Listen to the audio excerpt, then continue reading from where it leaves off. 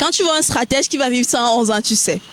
Hello, aujourd'hui nous avons l'opportunité et la grâce de continuer avec notre SPO, Santé physique optimale en 222 conseils ludiques. Et comme toujours, nous avons invité notre biothérapeute, Monsieur Sade, pour qu'il puisse nous éclairer sur les points clés de la journée. Restez scotchés parce que ça va envoyer.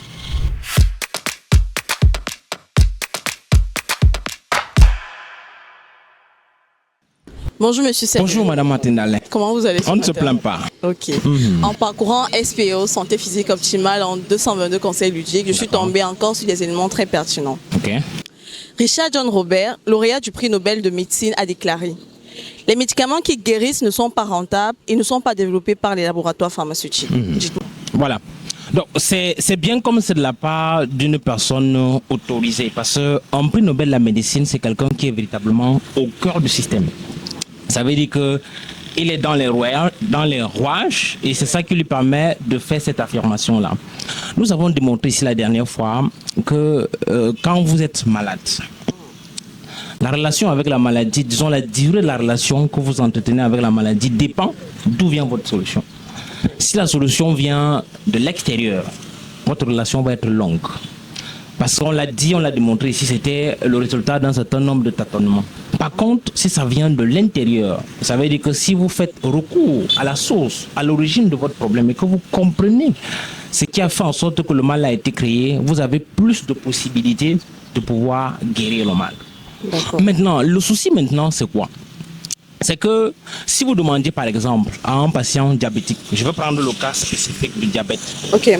Si vous demandiez à un patient diabétique de choisir entre vivre avec sa maladie ou bien se guérir définitivement de sa maladie, je pense que logiquement, il ferait le bon choix de se guérir définitivement une bonne fois pour toutes. Maintenant, le souci maintenant, c'est que ça ne dépend pas de lui. Parce que si vous demandez maintenant au laboratoire qui met à disposition de ce patient-là la solution à son problème, je ne pense pas que logiquement, sur le plan de la rentabilité, le laboratoire choisirait de lui donner la solution qui devait lui permettre rapidement de trouver sa solution. Parce que économiquement, c'est pas rentable pour lui. Extrapolons un peu, prenons un exemple au niveau de la banque. Regardez par exemple, quand vous faites un prêt à la banque, voyez-vous, le banquier n'est pas très content de vous quand vous allez rembourser son argent moins de 30 jours après. Parce que ce que vous faites quand vous remboursez moins de 30 jours avant, c'est tout simplement que vous ne respectez pas quelque chose qui honore la banque. Disons quelque chose qui permet à la banque de payer ses actionnaires et de payer ses employés. C'est le service de la dette. Parce que le banquier n'est pas là parce qu'il vous aime. Il est là parce qu'il veut faire du business. Donc quand il vous donne de l'argent, c'est parce qu'il veut faire un intérêt avec cet argent-là. Donc si vous le remboursez sans intérêt, c'est un problème pour lui. Donc c'est pareil avec les industries pharmaceutiques. Donc ce sont des gens qui dépensent des milliards et des milliards de dollars, parfois dans la recherche pour l'élaboration d'une solution.